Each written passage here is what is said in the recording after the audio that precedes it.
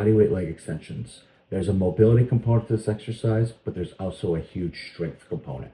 You're going to get on your knees. You're going to make sure that your feet are flat in the floor. You don't want your toes pointing into the ground. Instead, you want your feet completely flat.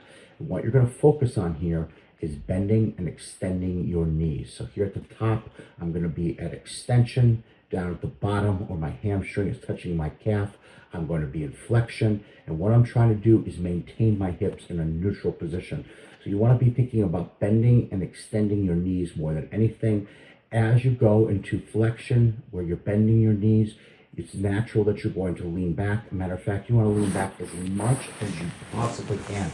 If you can get your entire back onto the floor, that's incredible. But you want to do this by actually bending and extending your knees. It's not so much about moving your hips. Your hips will move somewhat, but the exercise is truly about going as far back as you can and then coming up through using your quadriceps, the front of your legs. And that's what you should feel. You should feel a big stretch in your quads, and you should feel an activation of strength in your quads as you're going through this exercise.